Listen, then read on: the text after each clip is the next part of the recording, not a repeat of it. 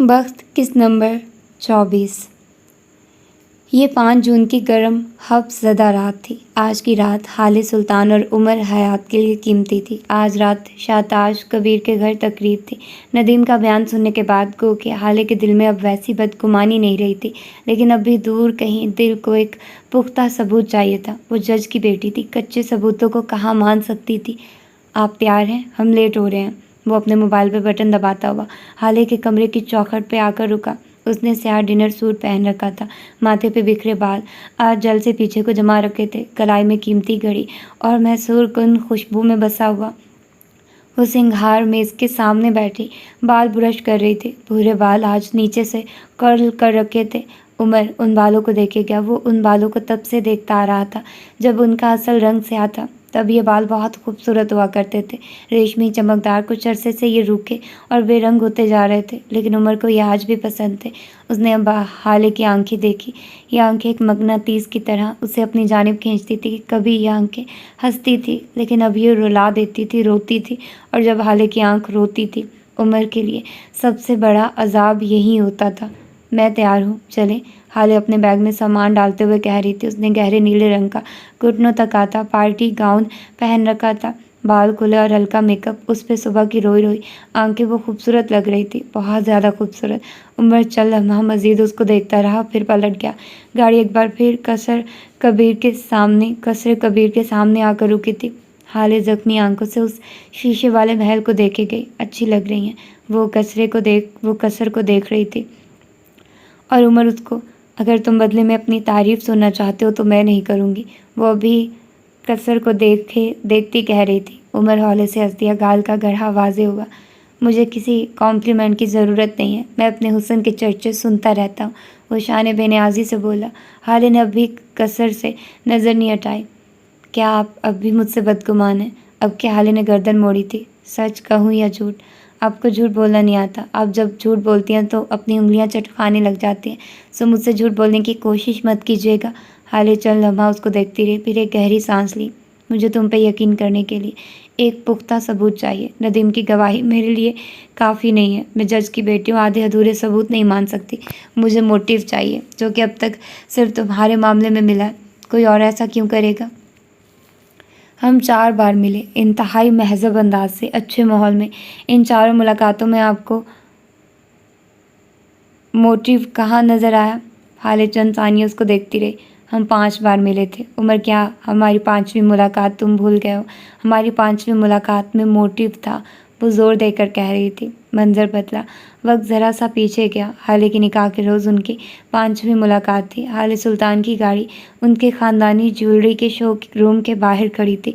उसकी एक अंगूठी ज़रा ढीली रह गई थी और उसने अपनी शादी पे यही अंगूठी पहनने की ज़िद कर रखी थी। मेहरमा उसकी ज़िद से मजबूर होकर यहाँ आ गई थी। उस वक्त वो ड्राइवर के साथ अंदर थी और हाले बाहर अपनी गाड़ी में बैठी थी, मोबाइल को कान और कंधे के दरमियान लगाए वो किसी से बात कर रही थी। फिर मुस्कुराकर कॉल काटी। दफ़तन उसे अपने चेहरे पे किसी की शनासा नज़रों का इर्तिकाज़ महसूस हुआ।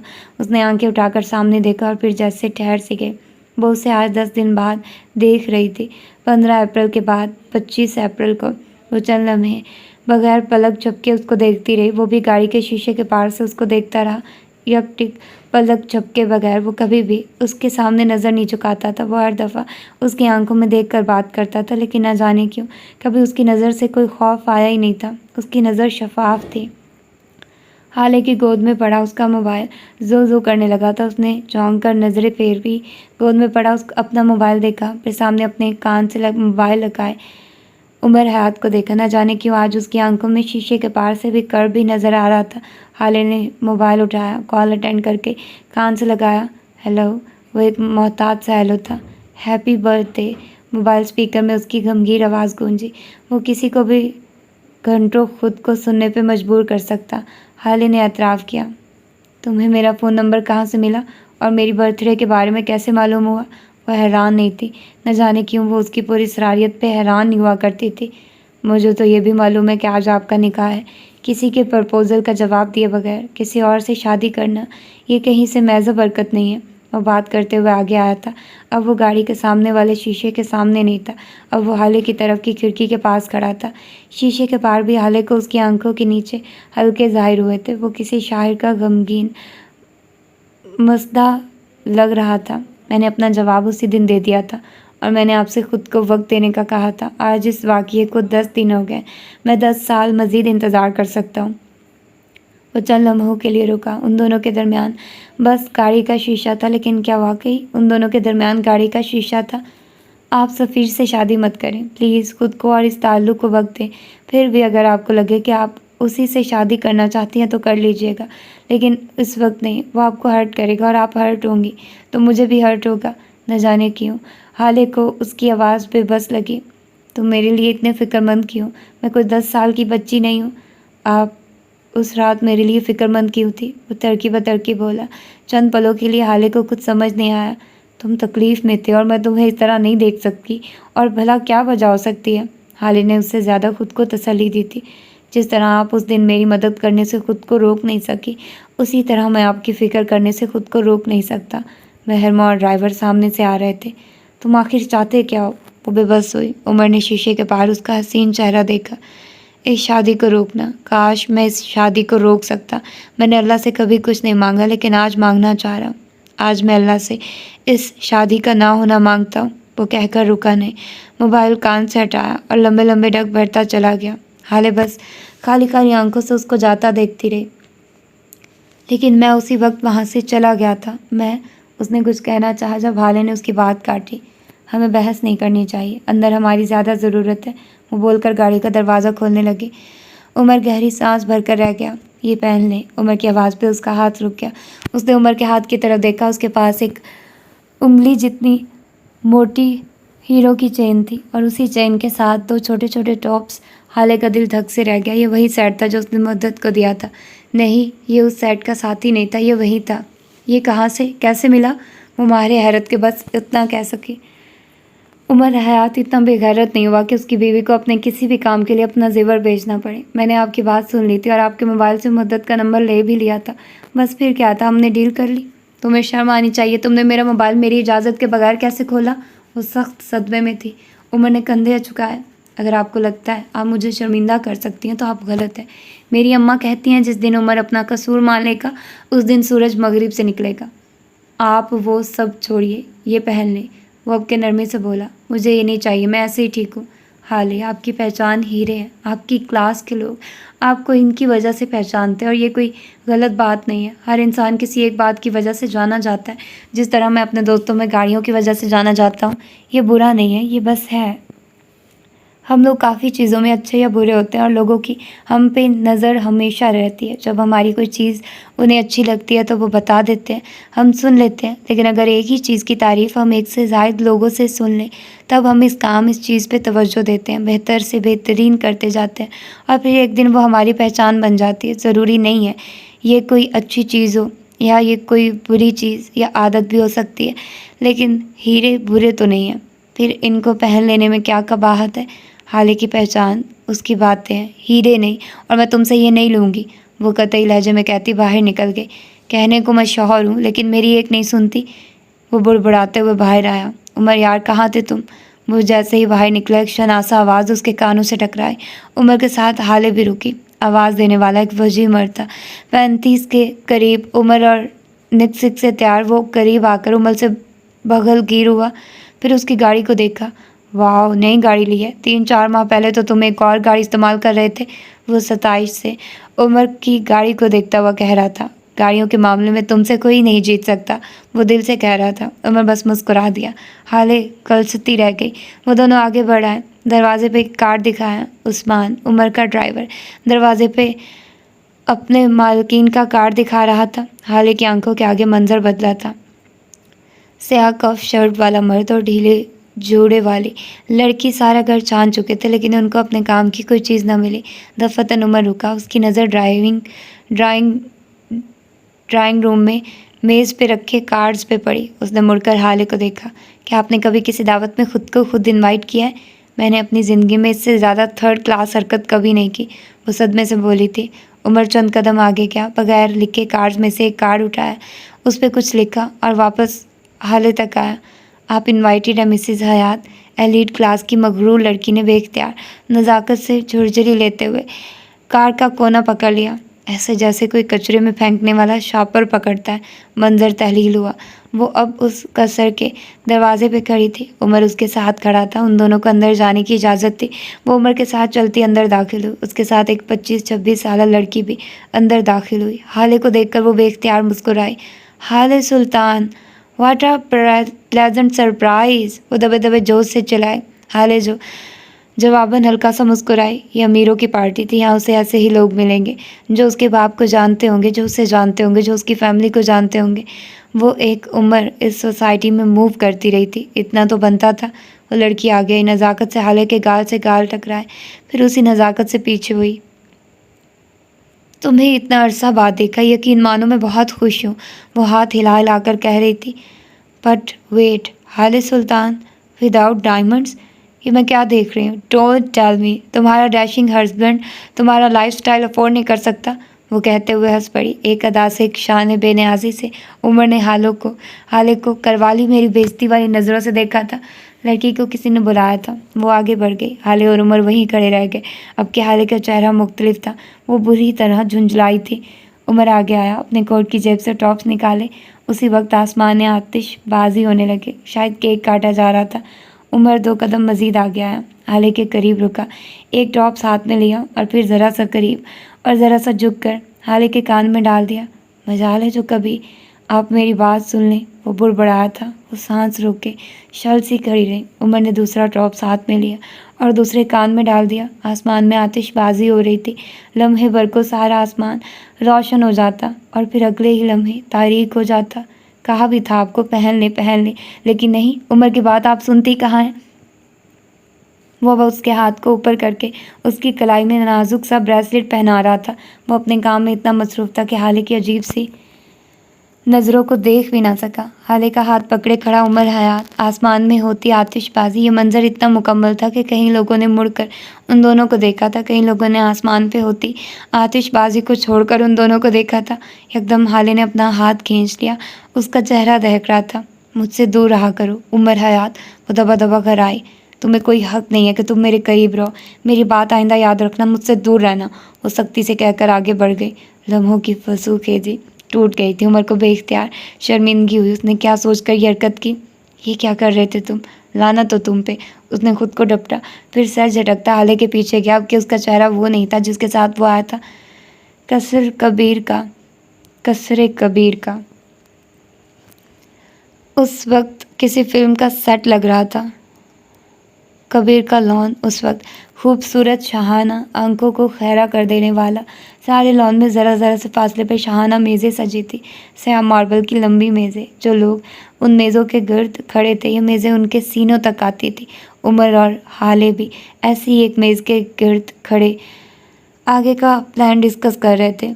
थोड़ी थोड़ी देर बाद कोई ना कोई औरत या मर्द आता, हाले से बात करता, मिराज सुल्तान का अफसोस करता, शादी की मुबारक देता और आगे बढ़ जाता। उस वक्त भी एक खूबसूरत स्मार्ट सी औरत, जिसकी उम्र यकीनन काफ़ी ज़्यादा थी, लेकिन उसने खुद को फिट रखा हुआ था। सुनहरी लंबी मैक्सी, स्याह बालों का ऊंचा जोड़ा और लबों पे सुर्ख लिपस्टिक। वो किसी तुर्किश ड्रामे की फितना औरत लग रही थी। वो हाले के करीब आई, गाल उसके गालों से टकराए।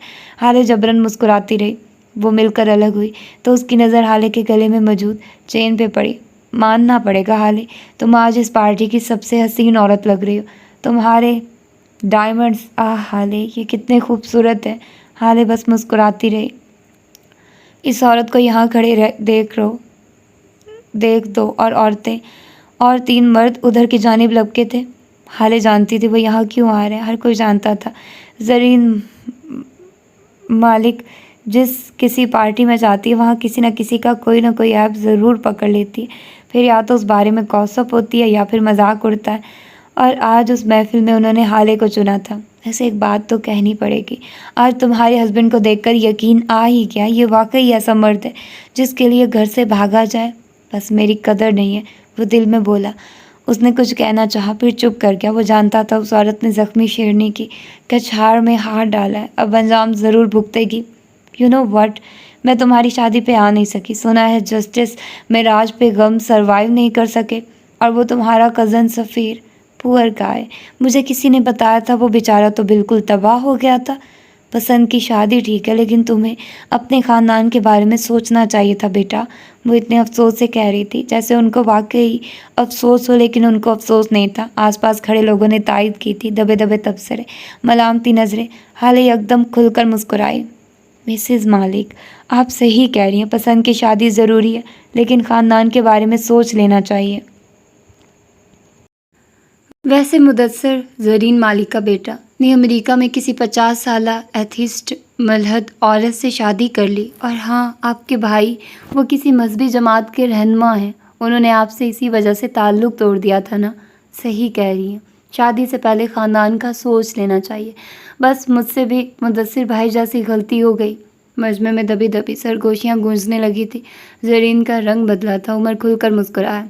और आप मेरी शादी में नहीं आ सकी, मैं जानती हूँ, आपके अपने मसले थे। वो रुकी, उठे हुए गर्दन से मजमे को देखा। असल में इंग्लैंड में जो इनकी बेटी पढ़ती है ना, उसे यूनिवर्सिटी से निकाल दिया गया था।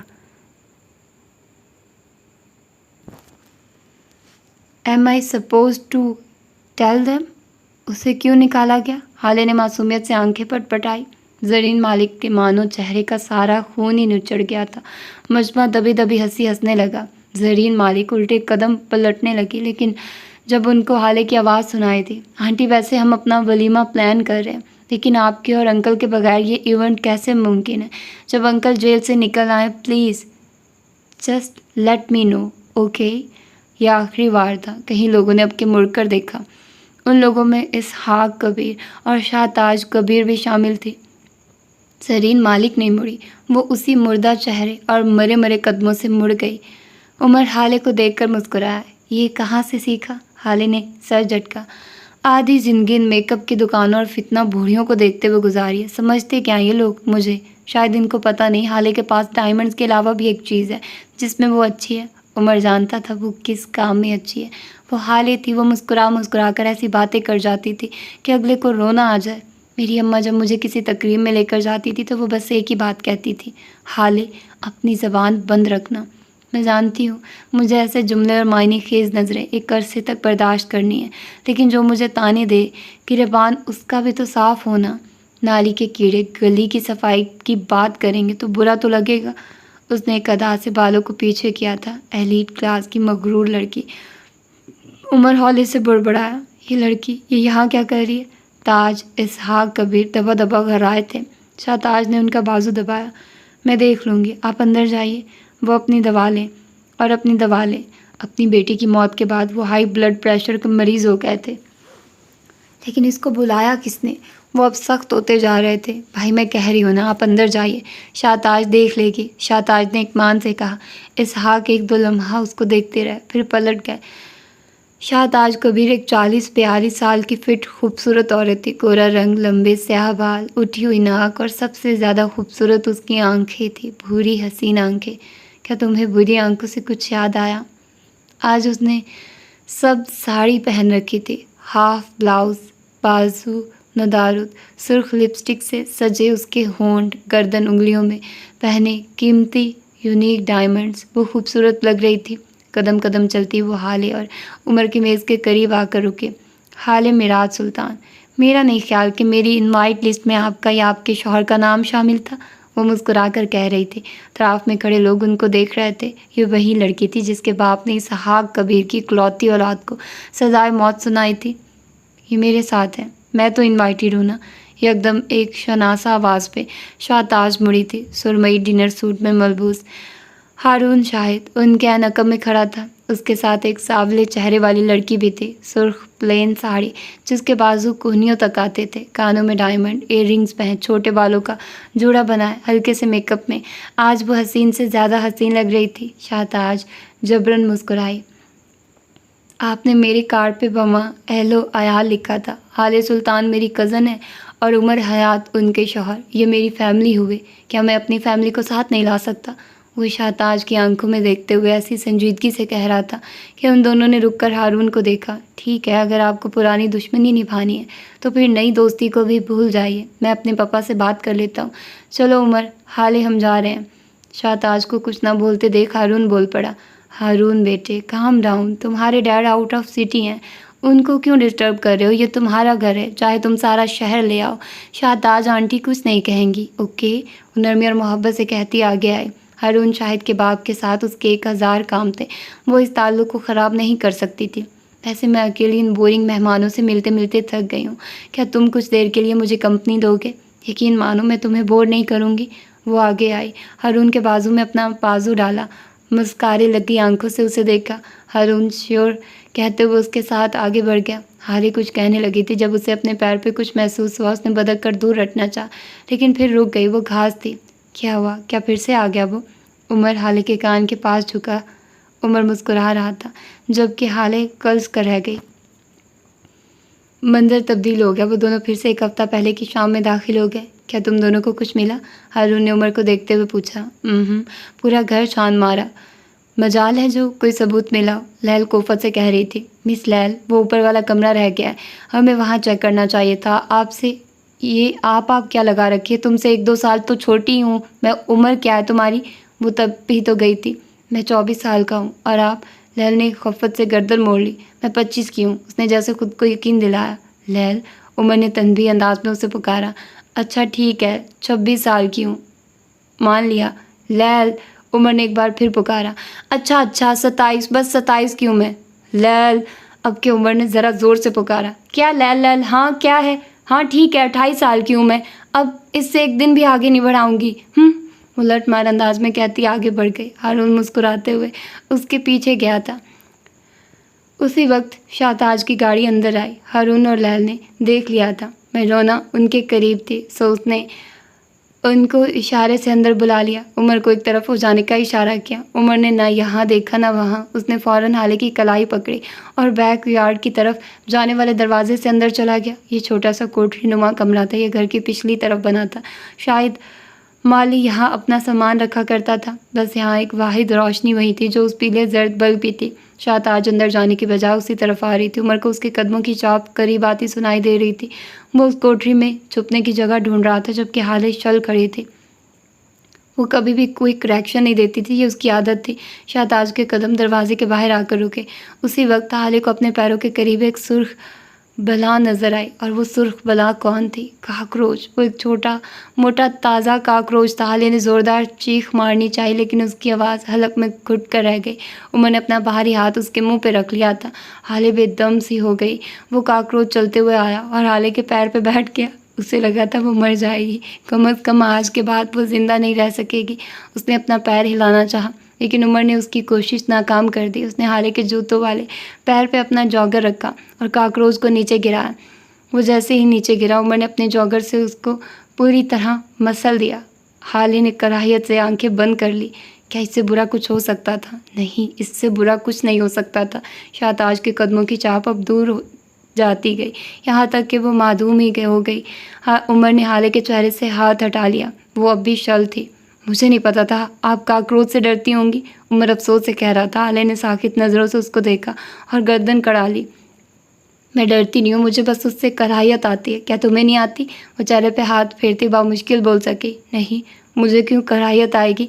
हम दोनों तो बचपन के दोस्त हैं, स्कूल में लंच शेयर करते रहे, 1 डिश पार्टी करते रहे। सारे काकरोच मेरे जिगरी दोस्त ही तो हैं, वो जलकर बोला था। फिर एकदम रुका। उसकी नज़र एक कदाल पे पड़ी थी।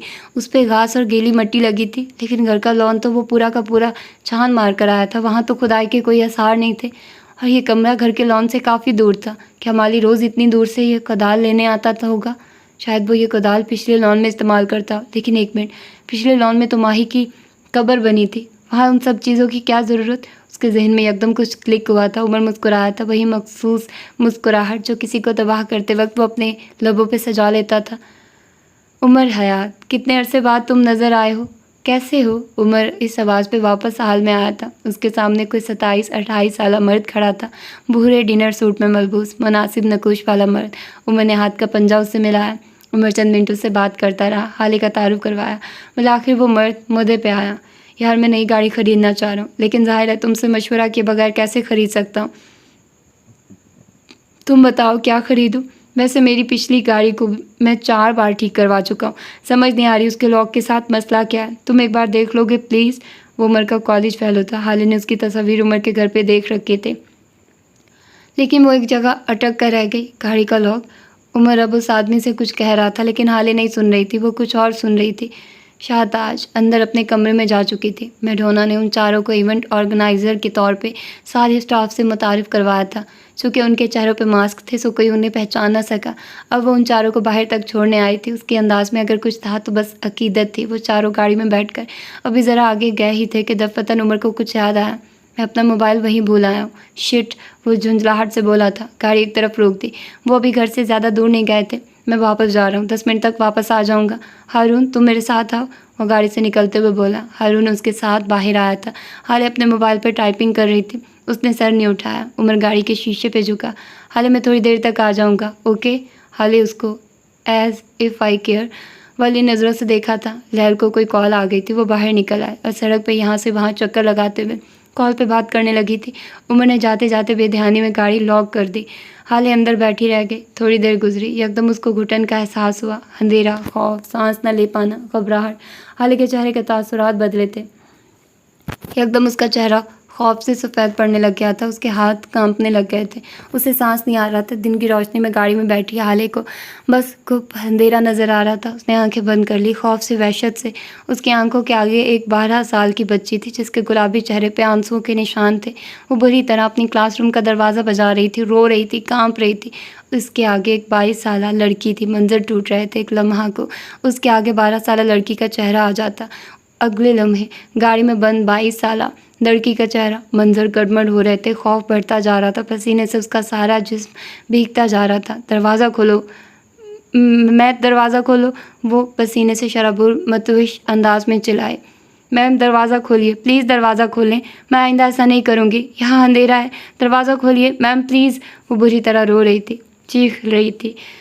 मैम, दरवाज़ा खोलिए, यहाँ अंधेरा है, मैम प्लीज़, मैं आइंदा ऐसा नहीं करूँगी, दरवाज़ा खोलिए मैम। वो आंखें बंद किए चिल्ला रही थी। लहर ने गाड़ी के शीशे से उसको देखा। वो गाड़ी की खिड़की के करीब खड़ी फिक्रमंदी से कुछ कह रही थी। हाले की आंखें अब भी बंद थी। वो उस मंजर में नहीं थी। उसे बस अंधेरा दिख रहा था, बस घबराहट हो रही थी, बस सांस नहीं आ रहा था। खोलो मुझे, कोई खोलो प्लीज़, दरवाज़ा खोलो। हारून, उमर, दरवाज़ा खोलो प्लीज़, कोई खोलो, बाबा दरवाज़ा खोलिए। अब कि वो बुलंद आवाज़ में चीख रही थी, अपने बाल नोच रही थी। वो उन्हीं बंद आंखों से गाड़ी के शीशे बजाने लगी थी। उसी वक्त लैल ने उमर और हारून को सामने से आते देखा। उन्होंने लैल का फिक्रमंद चेहरा देखा तो जल्दी जल्दी उसके करीब आकर रुके। मैम, दरवाज़ा खोलिए, उमर खोलो प्लीज़, खोलो, मेरा सांस बंद हो रहा है, मुझे कुछ दिख नहीं रहा, खोलो। उसके आंसू बहने लगे थे। वो बहुत बुरी तरह खौफजदा थी। उसका अंदाज ऐसा था जैसे किसी पागल इंसान को दौरा पड़ा। उमर सख्त परेशान हो गया था। उसने गाड़ी का लॉक खोला। हाले की तरफ से आकर गाड़ी का दरवाज़ा खोला। हाले, यहाँ देखिए, ये खुल गया, देखिए इधर। वो उसके कंधे को हिलाते हुए कह रहा था। हारून शल और साकित खड़ा रहा। उसके लब हल्के से फड़फड़ाए थे। ये दोबारा नहीं हो सकता। हाले, यहाँ देखिए, कुछ नहीं हुआ, आप बिल्कुल ठीक है, यहाँ देखिए प्लीज़, आंखें खोलिए। वो उसकी बंद आंखें खुलवाने की कोशिश कर रहा था। हाले ने खौफजदा से आंखें खोली। अपने सामने उमर को देखा, फिर उसके पीछे खड़े हारून को। वो उमर को सामने से हटाती हुई नीचे आई और हारून की तरफ बढ़ी। हारून खामोश नज़रों से उसे अपनी तरफ आते देखता रहा। हाले के पैर के नीचे कुछ आया था, कोई पत्थर, कोई ठोकर। वो घुटनों के बल नीचे सड़क पे गिरी। हारून और उमर लपक कर उसके करीब पहुंचे। उसी लम्हा हाले ने हारून के दोनों हाथ थाम लिए। उमर का दिल जैसे 1000 बार टूटा था, लेकिन वो रुक गया, आगे नहीं बढ़ा। उमर गैर था, वो गैर रह गया। हारून चाहे नाराज़ था, ताल्लुक टूटा हुआ था, लेकिन वो हाले का दोस्त था, वो हाले का कंफर्ट जोन था। उसकी हथेलियाँ बुरी तरह छिल गई थी, घुटनों में जलन हो रही थी, लेकिन वो बस गुलाबी आंखें, बिखरे बालों और खौफजदा चेहरे के साथ हारून के हाथ पकड़कर बैठी रही। उसने और मैम ने, उन दोनों ने मिलकर मुझे क्लासरूम में बंद कर दिया था, हारी। उसने डरे हुए खौफजदा अंदाज में कहना शुरू किया। उसके हाथ बुरी तरह कांप रहे थे। उस उमर ने मुझे कमरे में बंद कर दिया। मैंने टेस्ट याद नहीं किया था, उसने मुझे बंद कर दिया, हारी। वो अटक अटक कर कह रही थी। उसके अल्फाज बेरब थे। उसने रोते हुए हिचकी ली थी। तुमने देखा ना हारून, तुमने देखा ना, उसने मुझे क्लास में बंद कर दिया। उमर ने मैम के साथ मिलकर मुझे क्लासरूम में बंद कर दिया। वो वाक़यात मिक्सअप कर रही थी। हारून जानता था, लेकिन वो बस शल था। ये दोबारा नहीं हो सकता। उसका दिल बार बार एक ही गवाही दे रहा था। मैंने गाड़ी जानबूझकर बंद नहीं की, वो एक गलती थी, बस एक आदत थी। सारे वक्त में उमर पहली बार बोला था। उसकी आवाज़ ज़ख्मी थी, उसमें गिला था, शिकवा था। ये झूठ कह रहा है, इसने मैम के साथ मुझे बंद कर दिया। ये झूठा है, इसने मुझे गाड़ी में बंद कर दिया। एकदम वो तेज़ तेज़ बोलने लगी थी, अपना दफ़ा करने लगी थी। मैंने देखा हाले, मैंने सब देखा, उसी ने तुम्हें बंद किया, मैंने देखा था। हाले को नॉर्मल कर रहा था। उसकी हालत ऐसी नहीं थी कि उसकी तसल्ली की जाती। तुम गाड़ी खोल भी तो सकती थी, इतना वावेला करने की क्या ज़रूरत थी? और उमर ने तुम्हें बंद नहीं किया, ये बस एक गलती थी। अब की लैल ज़रा गुस्से से बोली थी। हाले पे गोया जुनून सवार हो गया। उसने हारून के हाथ मज़ीद सख्ती से थाम लिए। उसकी आंखों में मज़ीद खौफ भर गया। मैं सच्ची हूँ, उसने मुझे बंद किया था। उसने बंद किया, मैम के साथ मिलकर उसने बंद कर दिया मुझे। वो ज़ियानी अंदाज में चिल्लाई थी। दरवाज़ा नहीं खुला, मैंने बजाया था, मैंने खोलने की कोशिश की थी, वो नहीं खुला। तुम जानते हो ना हारून, तुमने देखा था ना, तुम कहाँ थे? तुम कहीं नहीं थे। उसने मुझे गाड़ी में बंद कर दिया, तुम नहीं थे। हाले के साथ हारून ना हो तो वो अकेली होती है। मैं अकेली थी हारी, तुम नहीं थे। उसने मुझे बंद कर दिया, मैम के साथ मिलकर बंद कर दिया। तुमने देखा था ना? वो ज़ोर ज़ोर से चिल्लाने लगी थी। आसपास गुजरते लोग रुक गए थे। उमर ने ज़ख्मी नज़रों से हाले को देखा था। वो एक बार फिर भरे मजमे में उस पर इल्ज़ाम लगा रही थी, लेकिन वो एक बार फिर उस भरे मजमे में उसे छोड़कर नहीं जा सकता था। हाले के अपने मसले थे, उमर की अपनी मजबूरियाँ थी, लेकिन आज उसका दिल टूटा था, बहुत बुरी तरह टूटा था। हाले अब भी चिल्ला रही थी। हारून उसे तसल्ली दे रहा था, बहला रहा था। उनके दरमियान फासले वक्ती थे। हारून को हाले और हाले को हारून से बेहतर कोई नहीं जान सकता था। आज उमर ने देख लिया था। तुम कहाँ थे हारी? तुमने देखा ना, उसने मुझे बंद कर दिया। तुम कहाँ थे? मैम ने उसके साथ मिलकर अभी वहाँ उस जगह मुझे बंद कर दिया। हारी, मेरा दम घुट रहा था। तुमने देखा ना? हाँ हाले, मैंने देखा था, मैंने सब देखा। चलो अब तुम उठो, हम यहाँ से जा रहे हैं। उठो, मैंने देखा था, सब देखा था। एकदम हाले ने उसके हाथ छोड़ दिया। अब कि उसकी आंखें अजनबी हो गई, आंसू रुक गए। तुमने नहीं देखा हारून। उसके लब हल्के से फड़फड़ा। उसने उठने की कोशिश की लेकिन गिर पड़ी। हारून ने उसके करीब आना चाहा। हाले ने हाथ के इशारे से रोक दिया। तुम झूठे हो, तुम नहीं थे। तुमने कैसे देखा? हारी, तुम उस दिन स्कूल नहीं आए थे। वो उसी शाकी निगाहों से उसको देखती पीछे होती जा रही थी। उमर और हाले बस उसको देखते रहे।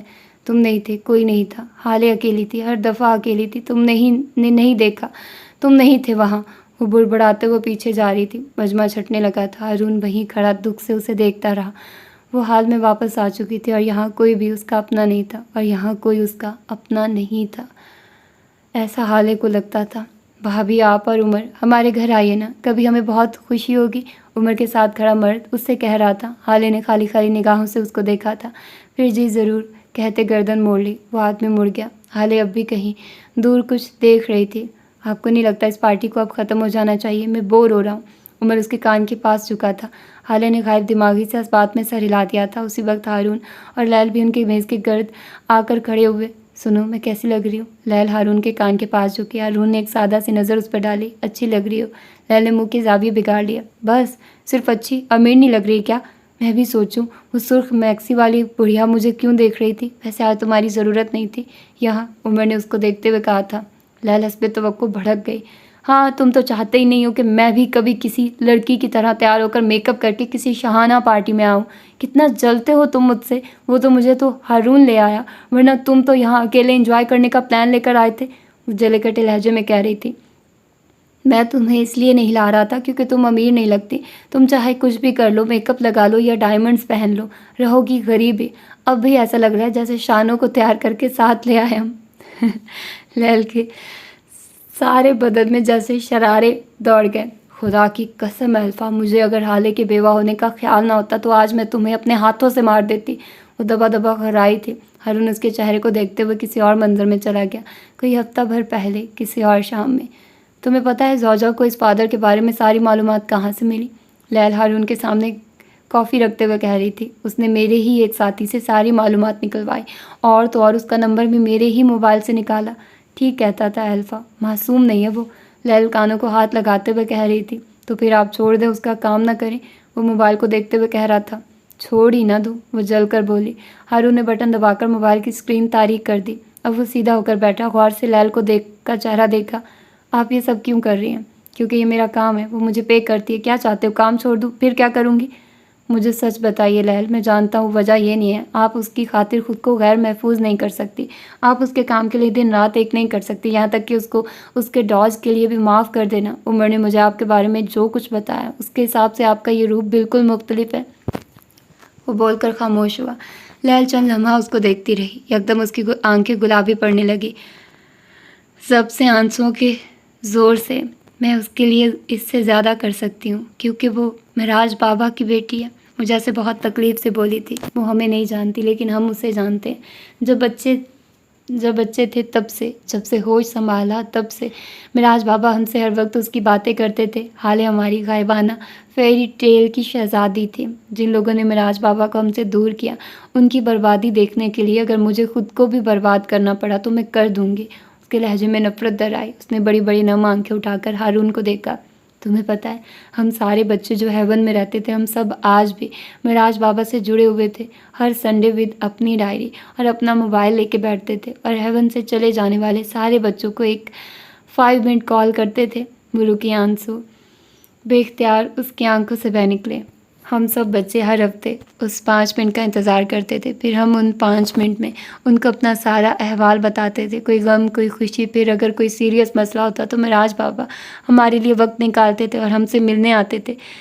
वो मुस्कुराए, एक उदास, एक ज़ख्मी, एक आंसुओं के दरमियान वाली मुस्कुराहट। 5 हफ्ते हो गए, हारून अब उनकी कॉल ही नहीं आती। आंसू अब रवानी से बहने लगे थे। लैल का दामन भीगता जा रहा था। कोई हम यतीमों से हमारे 5 मिनट कैसे ले गया? क्या किसी को हमारे 5 मिनट लेने का हक था? ये दुनिया इतनी गंदी, इतनी भूखी कैसे हो सकती है? यतीमों के 5 मिनट कौन लेता है? क्या किसी को हक था कि जिन बच्चों ने एक इंसान में अपने सारे रिश्ते देखे हों, एक दिन कोई आए और उनसे उनके सारे रिश्ते छीन ले?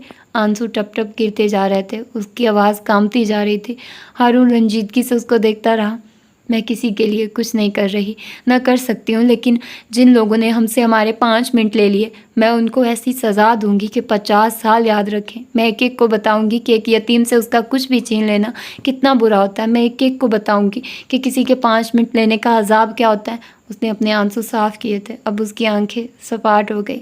एक मर्द मर कर कितने लोग मार गया था, वो वापस हाल में आया। अब ये सावले चेहरे वाली लड़की रो नहीं रही थी, वो बस नज़र उठाए यहाँ से वहाँ देख रही थी। हारून ने चेहरा मोड़ लिया।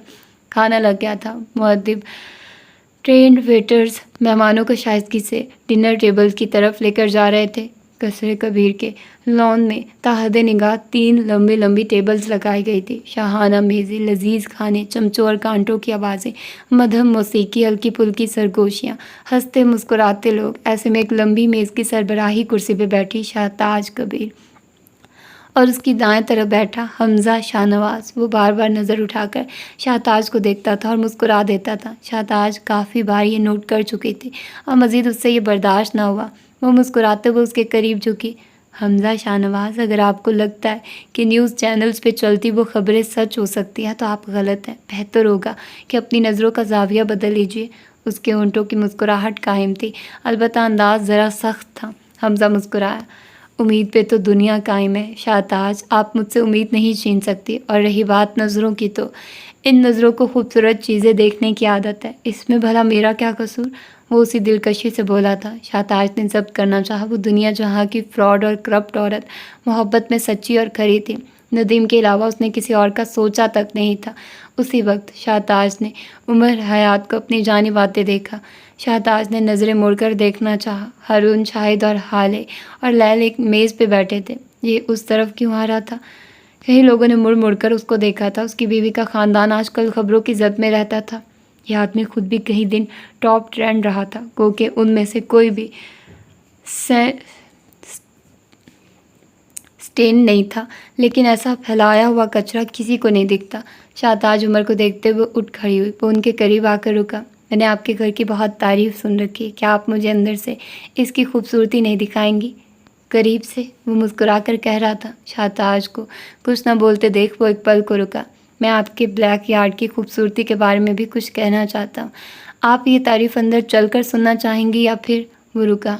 3 मेज़ों पर बैठे लोगों के जमे गफ़ीर को देखा। या फिर मैं यही इन सब के सामने तारीफ़ शुरू करूँ? अब कि उसका लहजा जताता हुआ था।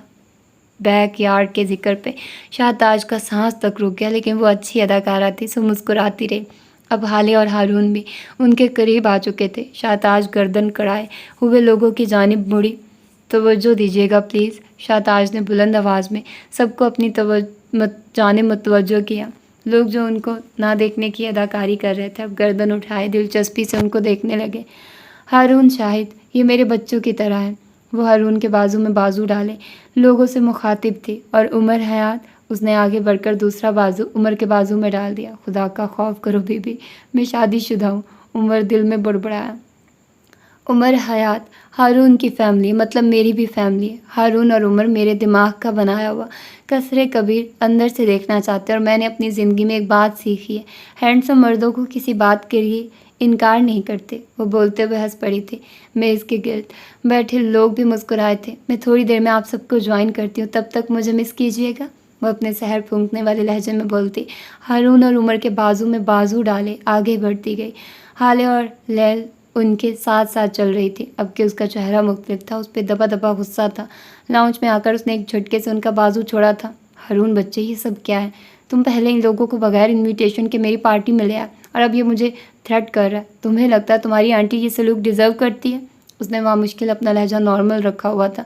जी तो चाह रहा था उस उमर हयात के साथ साथ हारून का गला भी दबा दे। हाँ मिस शाहताज साहिबा, मेरे पास आपकी अदाकारी का कोई वक्त नहीं है, मुझे पे आइए। उमर आगे आया, शाहताज की आंखों में देखा। उसकी आंखें बेतासुर थी, उनमें सफाकी थी, बेरहमी थी। हाले खामोश खड़ी रही। हाले के अगवा में आप शामिल थी। मुझे सिर्फ ये बताइए कि आपको हुक्म देने वाला कौन था? उमर वक्त ज़ाया किए बगैर मुद्दे पे आया था। शाहताज के चेहरे पे कोई तासुर नहीं आया। क्या बकवास है ये? मैं उस लड़की को जानती भी नहीं, कजा के उसका अगवा मैं ऐसा क्यों करूँगी?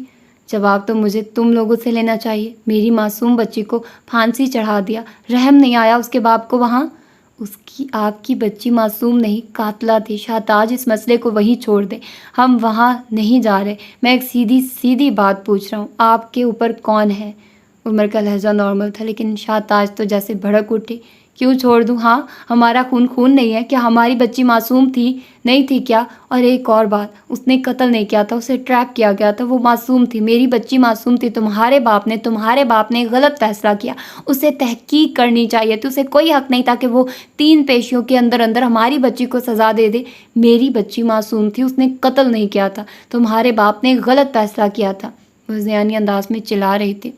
चंद सानिये बाद उसको देखती रही, फिर आगे आई, शाहताज के बिल्कुल सामने खड़ी हुई, उसकी आंखों में देखा। तुम्हारा बाप अच्छा आदमी नहीं था, उसने गलत फैसला सुनाया था। हाले वो एक अच्छा जज नहीं था। मेरी बच्ची मासूम थी, उसने कत्ल नहीं किया था। उसकी आवाज़ हल्की थी, बिल्कुल हल्की। ये बकवास कर रही हाले, इसकी बातें मत सुनिए, उमर ने पीछे से पुकारा था। तुम्हारा बाप अच्छा आदमी नहीं था, उसने गलत फैसला दिया था। मेरी बच्ची मासूम थी, तुम सुन रही हो ना? मेरी बच्ची मासूम थी, मेरी माँ ही मासूम थी। वो किसी हिप्नोटाइज कर देने वाले आमिल की तरह हल्की आवाज़ में कह रही थी, यूँ जैसे कोई जादू कर रही हो, यूँ जैसे कोई मंत्र पढ़ रही हो। हाले, आप इसकी बात क्यों सुन रही हैं? सारी दुनिया जानती है माही ने कत्ल किया था। सारे सबूत, सारी गवाहियाँ उसके खिलाफ थी। आप मुझे बात करने दें, इस औरत को मैं खुद डील कर सकता हूँ। अब की उमर चिढ़ गया था। हारून खामोश था क्योंकि हाले खामोश थी। वो जानता था हाले अगर खामोश है तो अंदर बहुत सारा शोर छुपा रखा है। लैल के पहलू में गिरी मुट्ठी भिंचती जा रही थी। उन लोगों ने उसके मिराज बाबा को उससे दूर कर दिया। तुम्हारे बाप ने गलत फैसला, इसको मत सुने, मेरी बच्ची मासूम, मैं इसे हैंडल कर सकता हूँ। आवाज़ें गड़बड़ होने लगी थी, शोर बढ़ता जा रहा था। बाबा ने गलत फैसला लिया था, हाले हल्की आवाज़ में बोली। शाहताज रुक गई। हाले ने आंखें उसके चेहरे पे गाड़ दी।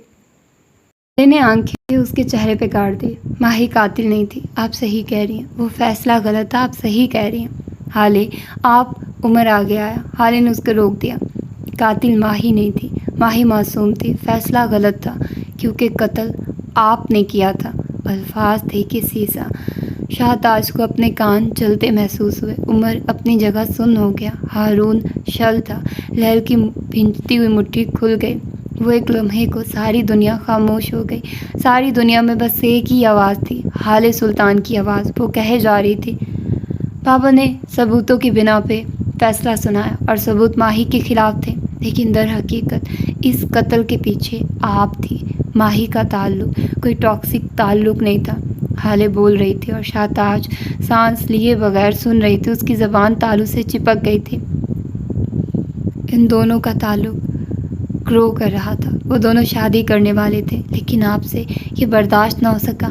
आपने उससे बदला लिया, अपनी महरूमियों का बदला। आपको सारी ज़िंदगी बाप का प्यार नहीं मिला, और वही प्यार जब माही को मिला तो आप जेलस होने लगी। शाहताज बेदम होकर सोफे पे गिर गई। वो दोनों शादी करने वाले थे और आप सह नहीं सके। आपने उसके बॉयफ्रेंड को घर बुलवाया और उसे बंद कर दिया। फिर अगले कई दिन आप उसे टॉर्चर करती रही, अपनी महरूम बचपन और जवानी का बदला लेती रही, लेकिन आपको सुकून नहीं मिला और आखिरकार आपने उसे मार दिया। आपने एक मासूम लड़के की जान ले ली अपनी हसद की वजह से, अपने शर की वजह से। आप नहीं चाहती थी कि माही की शादी हो, बल्कि आप उसको हर उस लड़की से नफ़रत हो जाती है जिसकी शादी उसकी पसंद से हो रही हो। आपको अपनी महरूमियाँ याद आ जाती हैं। आप किसी लड़की को खुश नहीं देख सकती क्योंकि आपने एक अच्छी जवानी नहीं देखी। आपकी मोहब्बत आपसे छिन गई क्योंकि वो आदमी कम माया और बदनाम ज़माना था। आपके भाई इस रिश्ते पर राज़ी नहीं हुए क्योंकि उन्हें आपसे ज़्यादा अजीज़ अपना नाम था। आपने अपनी मोहब्बत खो दी और इसी का बदला आपने माही से लिया। आपने उसकी कब्र बैकयार्ड में इसलिए नहीं बनवाई कि आपको उससे मोहब्बत थी।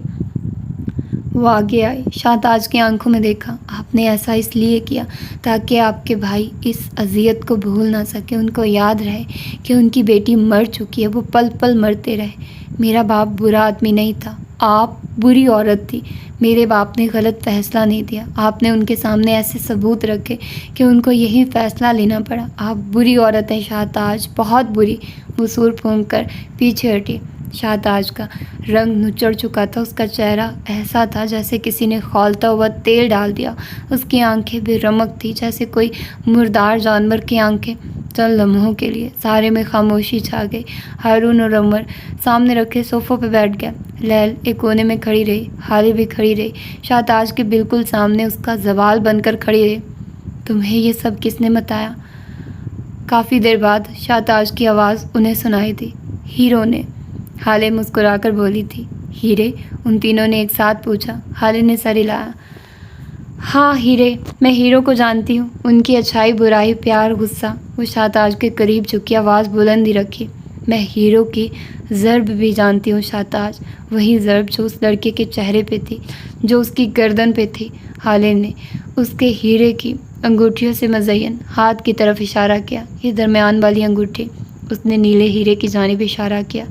उसके चेहरे और गर्दन पे लगी ज़र्ब इसी हीरे की थी। मैं जानती हूँ, वो बोलकर सीधी हुई। हर डायमंड लवर के पास डायमंड्स की एक बहुत अच्छी कलेक्शन होती है। इस पार्टी में आने वाली कई औरतें डायमंड लवर्स हैं, लेकिन इस पार्टी में मौजूद 2 औरतें ऐसी हैं जो डायमंड लवर्स नहीं हैं। डायमंड्स उनकी ऑब्सेशन है। वो रुकी, शाहताज की साकित हुई आंखों में देखा। वो औरतें आप और मैं हैं। हमारे लिए हीरे मोहब्बत नहीं, ऑब्सेशन है। और आप डायमंड लवर्स और डायमंड ऑब्सेस्ड इंसान का फ़र्क जानती हैं? शाहताज का सर नफ़ी में हिला था। उसकी आंखों में ना समझी थी, ऐसी ही ना समझी। हारून, शाहिद और लैल की आंखों में भी थी। उन सब में सबसे ज़्यादा पुरसुकून उमर हयात था। डायमंड लवर्स डायमंड्स को एज़ इट इज़ कबूल कर लेते हैं, चाहे वो कोई नेकलेस हो, कोई अंगूठी हो, कोई ब्रेसलेट हो, चेन या फिर कफलिंग्स। वो बस ख़रीद लेते हैं जिस डायमंड में बना हो, जैसा भी हो, उनको बस डायमंड चाहिए होता है। ऑब्सेस्ड इंसान अलग होता है। उसे सिर्फ हीरा नहीं चाहिए होता, उसे मुनफरिद नज़र आना होता है। वो अपने जुनून में यकता रहना चाहता है। उसे सराहे जाने की ख्वाहिश होती है। वो पजीराई चाहता है। वो चाहता है लोग उसके हीरो को याद रखें, लोग उनको याद रखें।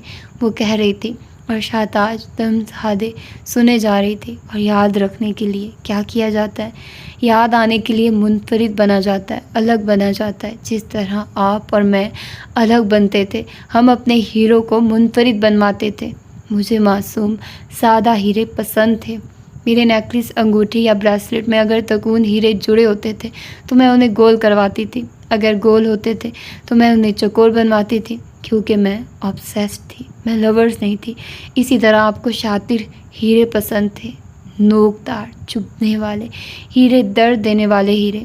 आप अपने हीरो को, अपने तराशे हुए हीरो को एक बार फिर तराश कर उनकी नोक निकालती थी, क्योंकि आप भी मेरी तरह डायमंड ऑब्सेस्ड थी। लोग मुझे मेरे डायमंड्स के मुनफरिद होने की वजह से याद रखते थे और आपको आपकी चुभन और दर्द देने वाले हीरो की वजह से। आप जब भी किसी से हाथ मिलाती थी तो आपकी अंगूठी के हीरे उनको तकलीफ़ देते थे और वो लोग लाजमन आपसे इन हीरों के मुतालिक सवाल करते थे और आपके हीरे यादगार बन जाते थे, आप यादगार बन जाती थी।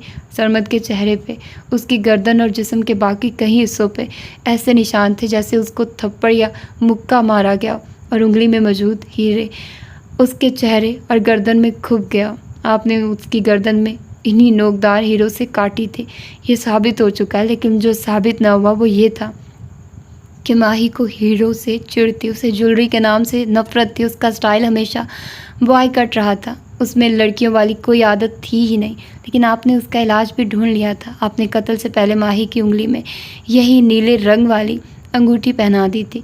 उसकी सालगिरह के गिफ्ट के तौर पर आप माही से बहुत मोहब्बत करती थी, लेकिन आप नहीं चाहती थी कि उसकी शादी हो जाए। आप नहीं चाहती कि किसी भी लड़की की शादी हो उसकी पसंद से, उसकी मर्ज़ी से, क्योंकि आपकी शादी नहीं हो सकी। इसीलिए आप शादियों में नहीं जाती। आप एक साइकोपैथ हैं।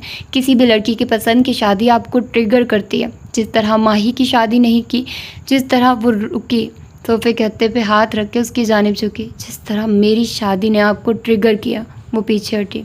मैं आपके पर्सनल मसले में नहीं पड़ना चाहती। आप अपनी भतीजी को कत्ल करें या अपने भाई को, लेकिन आइंदा मेरे बाबा का नाम इस सब में मत लीजिएगा। हाले ने उंगली उठाकर वार्न किया था। काफ़ी देर खामोशी की नज़र हुई। शाहताज का रुका हुआ सांस अब बहाल हुआ। अब के शाहताज सीधी होकर मुस्कुराए, टांग पे टांग चढ़ा ली और मुस्कुराकर उन तीनों को देखा। और तुम्हें लगता है तुम्हारी इस थ्योरी पे कोई यकीन कर लेगा? आह हाले, आह, तुम एक इंतहाई बेवकूफ़ औरत हो। मुझे लगा था मुझे तुमसे खौफ ज़दा होना चाहिए, लेकिन अब लगता है तुमसे खौफ ज़दा होना बेकार है। तुम अपनी फेरी टेल थ्योरी से कुछ साबित नहीं कर सकती। हीरो ने बताया। What nonsense. उसने नखवत से हाथ जलाया। उसका डर ख़त्म हो चुका था। वो पुरसकून थी। हाले भी पुरसकून थी। मैंने अभी बात ख़त्म नहीं की शाहताज। मैंने कहा मेरे बाबा का नाम इन सब में मत लीजिएगा, वरना मैं सारी दुनिया को बता दूंगी कि उस रात जेल क्रॉस कमरे में माही को मारने वाले भी आप खुद थी। शाहताज की झलाती टांग रुक गई, दिल भी रुक गया, हवा भी रुक गई, सब कुछ साकिन हो गया। क्या बकवास कर रही हो? दिमाग ख़राब तो नहीं हो गया? माही ने खुदकुशी की थी। वो फुनकारी थी, अलबत्ता उसका चेहरा उसका साथ नहीं दे रहा था। आप उस रात जेल गई थी शाहताज। हाले ने उसकी आंखों में देखकर इतने वसूख से कहा कि पल भर को शाहताज गुंग हो गई। उमर, लैल और हारून उन दोनों को ऐसे देख रहे थे जैसे कोई फिल्म चल रही हो। आपने सरमद का कत्ल माही पे प्लान किया, फिर आपने माही से इकरार कर लेने को कहा। आपने उससे कहा कि आप उसे बचा लेंगे और उस बच्ची ने आप पे यकीन कर लिया। लेकिन फांसी से एक रात कबल उसने जब सारी हकीकत सरमद के भाई को बता देने का फ़ैसला कर लिया, तब आप वहाँ गई थी। आप जेल गए और सरमद से मिलने से पहले आपने उसे मार दिया। आपने अपनी महरूमियों का बदला उससे लिया। तुम्हें किसने बताया? उसने सफ़ेद पड़ते चेहरे के साथ पूछा। हीरो ने, वो मुस्कुरा कर बोली। माही के चेहरे पे जो ज़ख्म था वो आपकी अंगूठी के हीरे का था। बाकी काम माही की व्हाट्सएप चैट, मैंने माही की व्हाट्सएप चैट डिलीट कर दी थी। वो एकदम दहाड़ी। हाल एकदम फिर मुस्कुराई। आपने चैट माही के मोबाइल से माही के व्हाट्सएप से डिलीट की थी, लेकिन वो रुकी। सरमद के मोबाइल की चैट आप किस तरह डिलीट कर सकती थी? माही ने उसे एक कन्फेशन मैसेज भेजा था। ये अंजाम होता है अपने बच्चों को जेल में भी शाही अंदाज देने का। क्या ज़रूरत थी उसे मोबाइल देने की? हारून अफसोस से कह रहा था। उमर ने भी तायद की थी। ये अमीर लोगों के इतने चोंचले क्यों होते हैं? लैल ने तबसरा किया था। तुम लोग मरकर भी पैदा हो जाओ तो मुझ पर कुछ भी साबित नहीं कर सकोगे। मैं इस शहर की सबसे बड़ी क्रिमिनल लॉयर हूँ। मेरा भाई एम्बेसडर रह चुका है। मेरे ताल्लुकात है सिस्टम में, मेरे लोग हैं। एक हफ़्ता उसने उंगलियों पे गिन कर बताया। इस मैस से निकलने के लिए एक हफ़्ता भी बहुत बड़ी चीज़ है। मैं निकल आऊँगी, लेकिन बाहर आने के बाद मैं तुम्हारे साथ जो कुछ करूँगी वो फिर दुनिया देखेगी। इसलिए बेहतर है यहाँ से दफ़ा हो जाओ। बाहर मेरे मेहमान मेरा इंतज़ार कर रहे हैं। वो सोफ़े से उठते हुए बोली। अब की उम्र आ गया। हाले सोफ़े पे आकर बैठ गई। ये इशारा था कि अब तुम संभालो। मैं जानता हूँ शाहताज कि हम आपको माही के कत्ल केस में धमका नहीं सकते, और अगर हमने ऐसी कोशिश की या फिर हम कामयाब भी हो गए और आपको जेल भी भेज दिया तो ये सब बेकार होगा। आप एक हफ्ते से पहले अपने घर पे होंगी। शाहताज मुस्कुराई। अपने शौहर से कुछ सीखो हाले सुल्तान, ये तो जीनियस है। मेरी बात पूरी तो सुन ले। उमर मज़ीद आगे आया। मैं आपको माही के कत्ल में नहीं घसीट सकता, लेकिन मैं आपको मिराज सुल्तान के कत्ल में मददगार के तौर पे ज़रूर घसीट सकता हूँ। और इस केस से निकालने के लिए अगर आपका मरा हुआ बाप भी आ जाए तो नहीं निकाल सकेगा, क्योंकि हर कोई माही या सरमद नहीं होता। कुछ लोग उमर हयात भी होते हैं जो अपने दुश्मन को कब्र तक छोड़ कर आते हैं। मैं जस्टिस मिराज के कत्ल में मददगार? हाँ, क्या बकवास है। क्या तुम लोग आज नेटफ्लिक्स देख कर आए हो? कौन सी सीरीज़ देखी? बल्कि वेट, लेट मी गेस, वो सोचने की अदाकारी करते हुए बोली। जब उमर ने बगैर कुछ कहे अपने मोबाइल पे एक वीडियो चलाकर उसके आगे कर दी, शाहताज ने अचंभे से स्क्रीन पे चलते मनाजिर देखे। वो एयरपोर्ट पे के बाहर अपनी गाड़ी में बैठा था, अकाब जैसी आंखें हर बार आते हुए इंसान पे जमाए।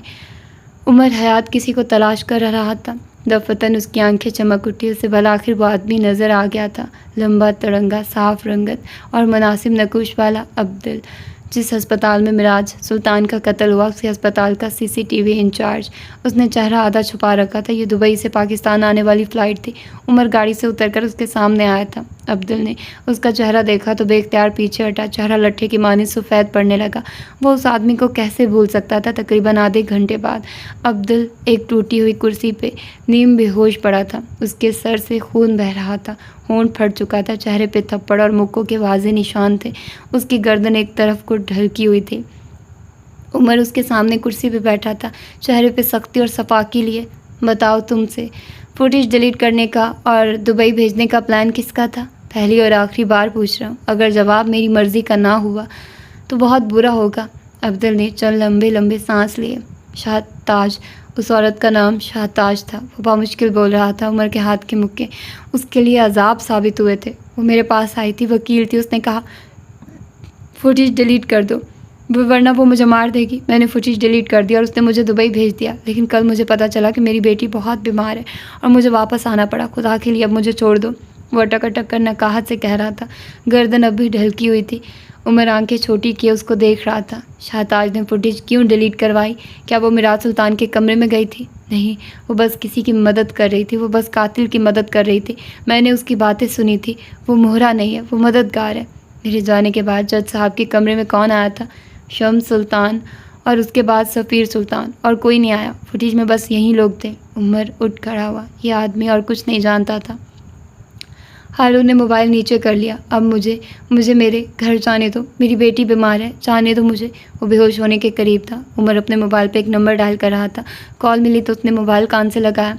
अजीम, एक लोकेशन भेज रहा हूँ, बंदे भेजो। यहाँ एक बंदा है, मुझे ये अगले 10 साल तक जेल की सलाखों के पीछे नज़र आना चाहिए। तुम क्या करोगे, कैसे करोगे, मैं नहीं जानता, लेकिन अगर ये बंदा बाहर आया तो मैं तुम्हें छोड़ूंगा नहीं।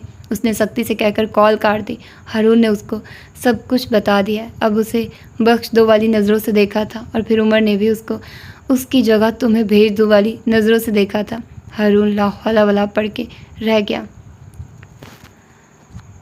अब क्या कहेंगी आप शाहताज साहिबा? उमर उसके करीब खड़ा तंजिया सा कह रहा था। शाहताज ने बदिक्कत थूक निकला था। सांस दूर कहीं सीने में अटका था, लेकिन उसने गर्दन कड़ाए रखी। उसकी मुर्दा होती आंखों में अब भी रऊनत थी, ना काबिल तस्खीर होने का जाम था। उसने गर्दन झुकानी सीखी ही नहीं थी, या फिर अब तक गर्दन तोड़ देने वाला वार हुआ ही नहीं था। उसने आंखें उठाई, उनको उमर की आंखों में गाड़ा। मैं तुमसे नहीं डरती उमर, मैं इन छोटे मोटे कीड़ों से नहीं डरती। मैं समंदर की सबसे बड़ी बला हूँ, मैं इस ज़मीन की सबसे बड़ी बला हूँ। मुझे मत डराओ उमर, मैं खौफ ज़्यादा नहीं होती। मैं सब कुछ निकल जाती हूँ। दुख, बीमारी, बदनामी, खौफ, मेरे मेहमान मेरा इंतज़ार कर रहे हैं। वो एक बार फिर कहकर जाने लगी। वो लाउंज के दहाने पे थी जब एक आखिरी और कारी वार हुआ। शाहताज के मोबाइल ने एक बिप बजाई। उसने मोबाइल उठाया, मैसेज खोला। स्क्रीन पर नज़र पड़ते ही उसका पूरा चेहरा सफ़ेद हो गया, लट्ठे की मानित सफ़ेद। आंखों की जोत बुझ गई, दिल रुक गया, सांस भी रुक गई। वो उसकी मेडिकल रिपोर्ट थी जिनमें साफ साफ लिखा था कि शाहताज को एक जहनी आर्ज़ा है। वो एक महरूम बचपन गुजारने वाली औरत है। अब वो किसी भी बच्चे या बच्चे को बाप का प्यार मिलते नहीं देख सकती। वो एक बेतुकी मोहब्बत करने वाली औरत है। उसने एक अधूरी जवानी गुजारी। उसकी शादी किसी वजह के बाइस ना हो सकी और अब वो किसी भी लड़की की शादी उसकी पसंद से होते नहीं देख सकती। सुर्ख जोड़ा और पीला जेवर उसे ट्रिगर करता है। वो अमूमन शादियों में नहीं जाती और अगर कभी चली जाए तो कहीं कहीं दिन डिप्रेशन में रहती है और ख़ुद को नुकसान पहुंचाती रहती है। कुछ अरसे से उसका डिप्रेशन हद से तजावुज़ करने लग गया था और इसी वजह से उसने अपनी भतीजी का कत्ल किया और इसी वजह से उसने हाल सुल्तान के अगवा में मददगार बनने की हामी भर ली। ये तमाम बातें उसने अपने डॉक्टर के सामने कबूल की थी। नीचे डॉक्टर का एक माजरती नोट था जिसमें लिखा था कि वो अपने क्लाइंट की पर्सनल बातें या उनके सेशन के दौरान होने वाली क्लाइंट पे प्रिविलेज के तहत नहीं बता सकते, लेकिन कुछ अरसे से उनकी पेशेंट की सरगर्मियाँ मशकूक और नुकसानदेह होने लगी थी और अपने पेशेंट की जान और उनकी हिफाजत उनका फ़र्ज़ है, इसीलिए वो ये बातें बताने पे मजबूर हो गए। अब के हारून की बारी थी। उसने कहना शुरू किया, शाहताज साहिबा सोचिए, अगर ये तमाम रिपोर्ट्स मीडिया के सामने आ गई तो आपका क्या होगा? आपका करियर बुरी तरह मुतासिर होगा, आपकी साख तबाह हो जाएगी। लोग आपको केस देना तो दूर, आपकी शक्ल देखना भी पसंद नहीं करेंगे। कोई आपकी बीमारी नहीं समझेगा। सबको लगेगा ये आपका हसद है, ये आपकी जलन है। कोई आपको अपनी शादी में नहीं बुलाएगा, कोई आपको अपने घर किसी तकरीब में नहीं बुलाएगा। आपका सोशल सर्कल तबाह हो जाएगा, आप बर्बाद हो जाएंगी। शाहताज, आपसे मिलने बात करने वाला कोई नहीं रहेगा और फिर डिप्रेशन बढ़ेगा। आप मज़ीद बीमार होंगी और आपके पास इलाज के पैसे भी नहीं होंगे। फिर आपका डिप्रेशन और बढ़ेगा और एक दिन आप पागल हो जाएंगे। आप दीवारों से सर फोड़ेंगे। आप एक घटिया मरी हुई गंदी ज़िंदगी गुजार कर मर जाएंगे और कहानी यहाँ ख़त्म नहीं होती, कहानी यहाँ से शुरू होती है। शाहताज की आंखें नम होने लगी थी। हारून कह गया, आप मर जाएंगी शाहताज, और कोई आपकी लाश को कंधा तक नहीं देगा क्योंकि कोई होगा ही नहीं। न जाने कितने दिन आपकी लाश कमरे में सड़ती रहेगी, गलती रहेगी, या फिर शायद किसी सड़क पे पड़ी रहेगी। गध आप को नोच खाएंगे। बस बकवास बंद करो। वो एकदम धाड़ी थी। शाहताज की आंखों में खून उतर आया था। वो मुड़ी और ज़ख्मी शेरनी की तरह उमर पे झपटी थी। वो उसका कॉलर पकड़े बुरी तरह दहाड़ रही थी। मैं तुम्हें मार डालूंगी अगर तुमने ऐसा कुछ किया। मैं तुम्हें ज़िंदा नहीं छोड़ूंगी, बर्बाद कर दूंगी मैं तुम्हें। उसके मुंह से झाग निकल रहा था। उमर ने एक झटके से खुद को आज़ाद करवाया था। शाहताज की कलाइयाँ अब उसके हाथों में थी। क्या कर रही हैं बेबी? खुदा का खौफ करे, मैं शादीशुदा आदमी हूँ। वो उसकी आंखों में देखकर सरगोशी कर रहा था। शाहताज पे तो मानो जुनून सवार हो गया था। वो एक बार फिर उमर पे चपटना चाहती थी जब हारून की आवाज़ ने उसको जमा दिया, बर्फ कर दिया, सुन कर दिया। आपके बैक यार्ड में माही की लाश के साथ और क्या क्या दफन है हम जानते हैं। वो एकदम फ्रीज़ हो गई। उसकी सारी दुनिया फ्रीज़ हो गई। उमर ने उसकी कलाई आज़ाद की। वो शाखी अंदाज में पीछे होती गई। उसका सफ़ेद चेहरा अब मुर्दों से भी बदतर था। वो अपने कीमती कपड़ों की परवाह किए बगैर नीचे ठंडे फर्श पे बैठ गई। क्या चाहते हो? उसने मुर्दा आंखें उठाकर 3 लफ्ज़ी सवाल किया। आपके ऊपर कौन है? हाले का अगवा और जज साहब के कत्ल के बारे में आप कितना जानते हैं और कितनी मुलव्विस हैं, सब बताइए। उमर उसके सामने रखे सोफे पे टांग जमाए बैठ गया। हाले ने सांस रोक लिया। अगर उसने उमर का नाम ना लिया तो उसका दिल रुक गया। अगर उसने उमर का नाम ले लिया तो दिल अब भी रुका था और पहले से ज़्यादा शिद्दत से रुका था। शाहताज ने कुछ कहना शुरू किया, लेकिन एक मिनट, क्या तुम ये नहीं जानना चाहते कि उमर हयात के पास शाहताज का राज कैसे आया? कदाल पे लगी गीली मिट्टी। वो घास देखकर उमर ठटका था, लेकिन वो घास कुदरती घास नहीं थी। उसने कदाल पे लगी घास को उंगलियों के पूरों से उठाया। उमर हयात घास को जानता था। उसने अपनी माँ के बगीचे में लगी घास को अपनी साइकिल से रौंदा था। उसने स्कूल के ग्राउंड में लगी घास को अपनी छोटी छोटी मुट्ठियों से तोड़ा था। उसने कहीं घास पे बैठकर पढ़ा था, घास पे बैठकर खाया था। उसे घास से दुश्मनी भी थी और मोहब्बत थी। वो उसके हर रंग से वाकिफ़ था। ये घास नहीं थी, ये ग्रास कारपेट था और कसर के लॉन में असली घास उगी थी। ये घास कसर के बैकयार्ड की थी।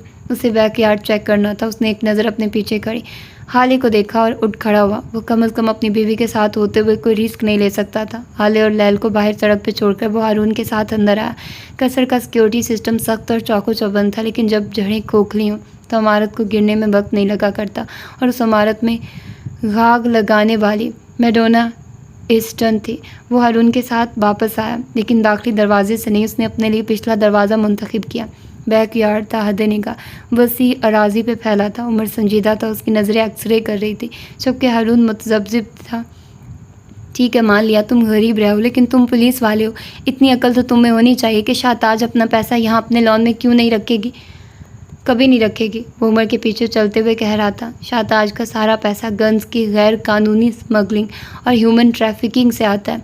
उसने कहना शुरू किया। पिछले कुछ अरसे तक शाहताज और उसके भाई का सारा पैसा वो दोनों बैरून मुल्क मुंतकिल करते रहते, क्योंकि इस हुकूमत में उनके लोग थे। उसका भाई एम्बेसडर था, पैसा मुंतकिल करने में कोई दिक्कत नहीं होती थी। वो चलते हुए रुका, माही की कब्र से ज़रा फासले पे पंजों के बल बैठा। लेकिन इस हुकूमत में नए लोग हैं, नई रकमें हैं, नए मुआहदे हैं। उसने कहना जारी रखा, यह हुकूमत इनसे ज़्यादा चार्ज करेगी, ज़्यादा मुआहदे करेगी, यहाँ ताल्लुकात बनाने में वक्त लगेगा और शाहताज इस वक्त रिस्क अफोर्ड नहीं कर सकती। माही के वाक़े के बाद वो काफ़ी मोहतात हो गई है। उसने पार्टी इसलिए दी है ताकि वो इस नई हुकूमत के नए लोगों से नए मुआहदे कर सके। क्या तुमने उसकी इनवाइट लिस्ट नहीं देखी? वो बोल रहा था और हारून गौर से सुन रहा था। मैं घास को पहचानता और ज़मीन को भी। ये ज़मीन जरखेज़ है, जिस तरह लॉन, घर का लॉन, जब वहाँ कुदरती घास है तो यहाँ घास कारपेट बिछाने की क्या ज़रूरत थी? क्या ज़रूरत थी? वो मकान की अंदाज में पूछ बैठा। कुदरती घास उखाड़ोगे तो वो उजड़ जाएगी, दोबारा नहीं लग सकती। लेकिन घास कारपेट, उसे जितनी दफ़ा उठाओ बिछाओ कोई फ़र्क नहीं पड़ेगा।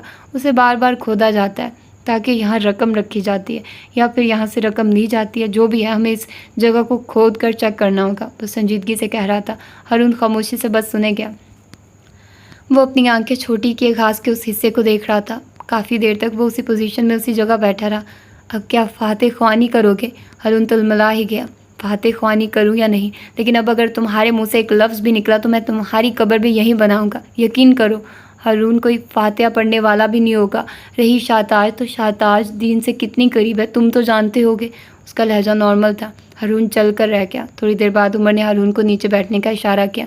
वो चारों नचार बैठ गया। ये देखो हारून, इस घास को गौर से देखो, इस जगह को खोदा जाता है। उसने उंगली से इशारा करके बताया। वहाँ गीली मिट्टी नज़र आ रही थी और घास उखड़ चुकी थी। उमर ने घड़ी देखी, फिर उठ खड़ा हुआ। हम आज रात यहाँ खुदाई करेंगे। अब चलो, कोई आ सकता है। दिन ढल गया, रात आ गई। वो दोनों रात की तारीकी में एक बार फिर उस बैकयार्ड में थे। मेडोना उनके करीब अकीदत से हाथ बांधे खड़ी थी। आप श्योर हैं कोई उठेगा नहीं? उमर ने कोई 10वीं बार ये सवाल दोहराया था। मेडोना तसल्ली देने वाले अंदाज में मुस्कुराए। मैंने घर के मुलाजमीन के खाने में नशा आवर दवा मिला दी थी। शाहताज मैडम और इसहाक कबीर साहब सुकून की दवा लेकर सोते हैं, वो सुबह तक नहीं जागेंगे। वो रुकी। ये सब कुछ आप भलाई के लिए कर रहे हैं ना? मेरा मतलब है, मेरी कुर्बानियाँ रायगा तो नहीं जाएंगी ना?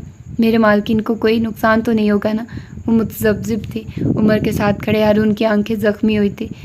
वो किसी के अकीदे से खेल रहे थे। इससे बड़ा गुनाह क्या कोई हो सकता है? उमर ने पलकें झपकाकर उस औरत को तसल्ली दी थी। मलकजा सा अंधेरा और उस अंधेरे में बेलचा और कोदाल लिए खड़े दो मर्द। हब्स और गर्मी की वजह से दोनों के जिस्म पसीने से शराबूर थे। उनके पीछे ज़रा से फासले पे 2 लड़कियां भी थी, एक गोरी रंगत वाली हाले और सावले चेहरे वाली लैल।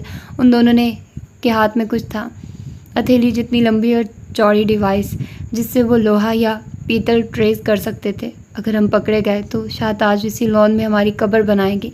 कमर झुकाए मिट्टी खोदते हुए हारून शाहिद बोला था। दफतन मुसीदा वाल की दाढ़ी वाले चेहरे पे पसीना था, थकन थी।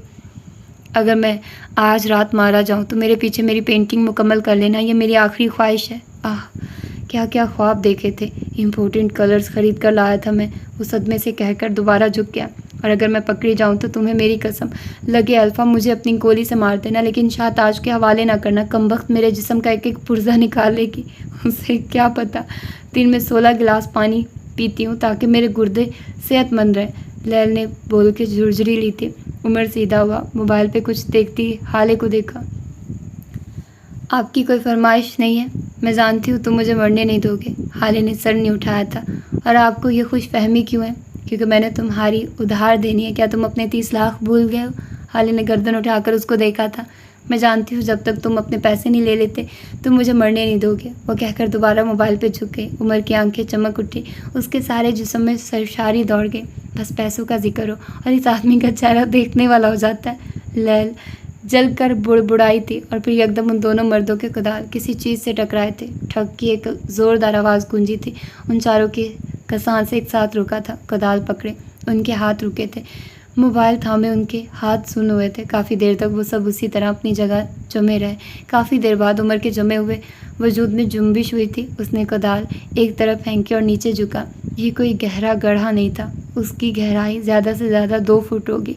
जिस जगह से आवाज़ आई थी वो एक लंबी ट्रंक थी, 6 फुट लंबी, 3 फुट चौड़ी लोहे की ट्रंक।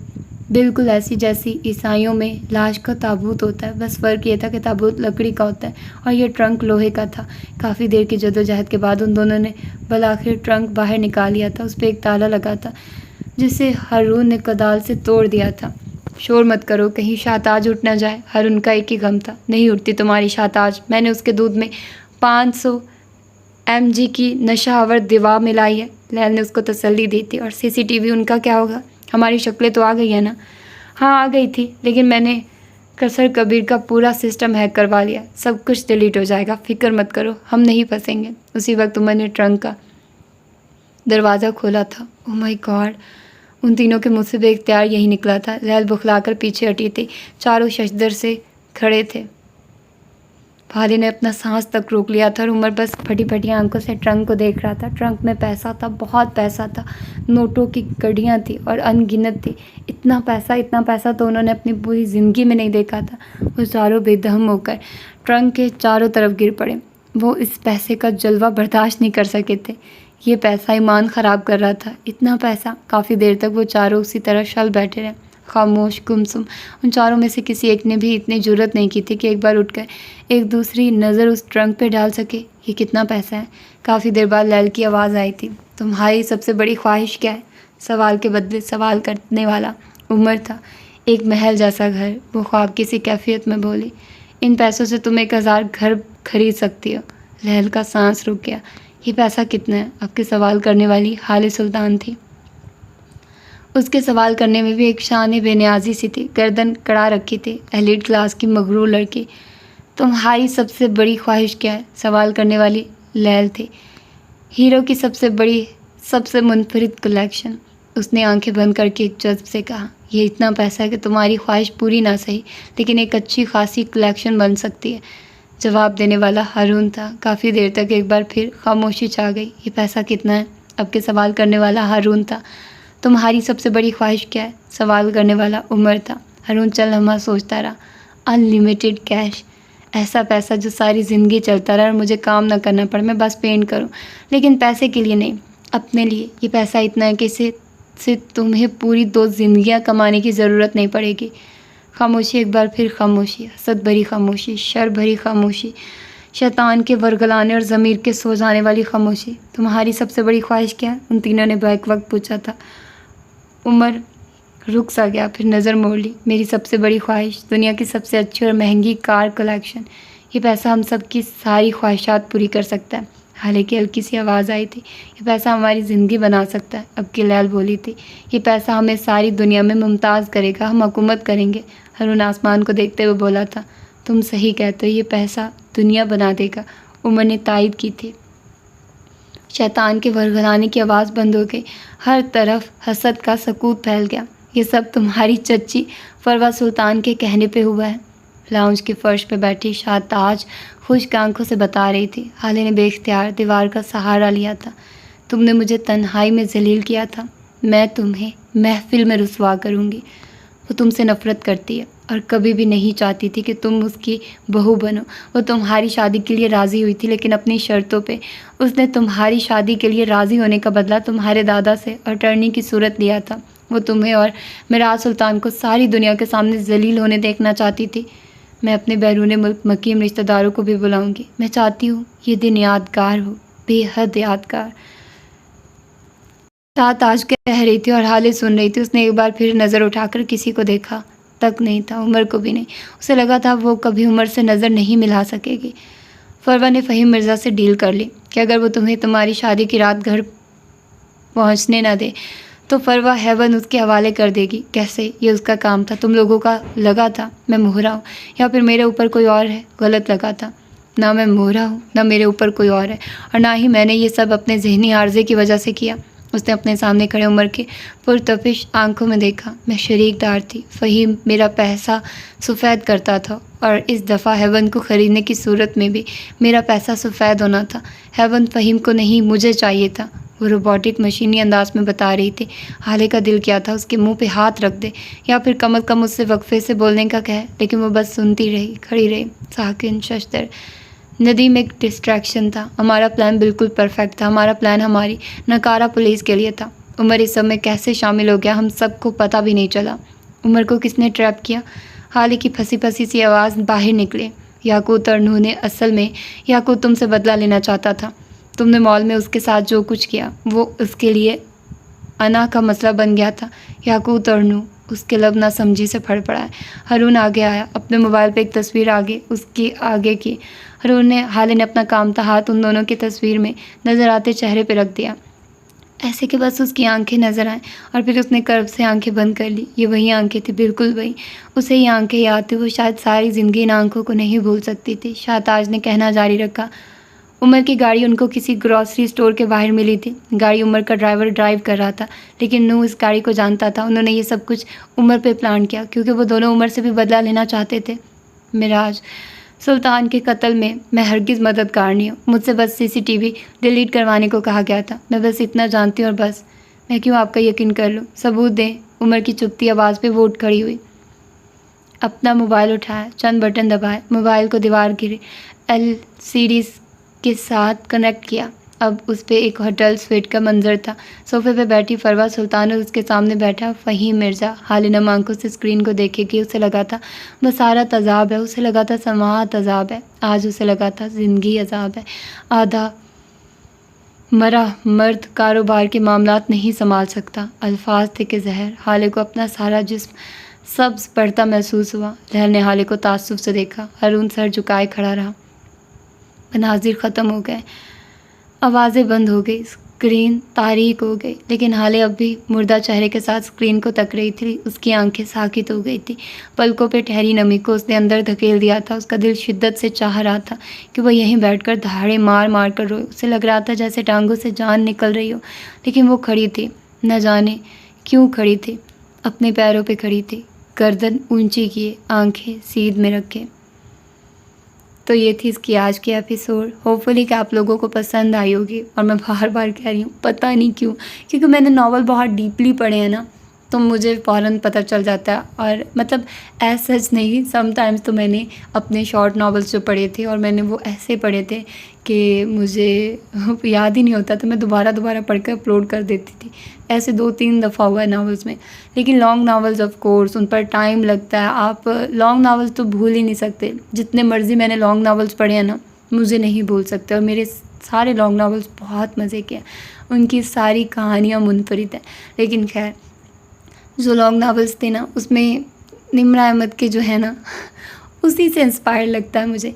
नो डाउट बहुत मज़े का, इसकी स्टोरी बहुत अच्छी है, अलग है, थोड़ा डिफरेंट है, लेकिन उसके कुछ ना कुछ डायलॉग्स लिए गए हैं, उसकी थोड़ा जेस्चर लिया गया है, थोड़ा स्टाइल लिया गया है। पता नहीं क्यों मुझे ऐसा फील होता है।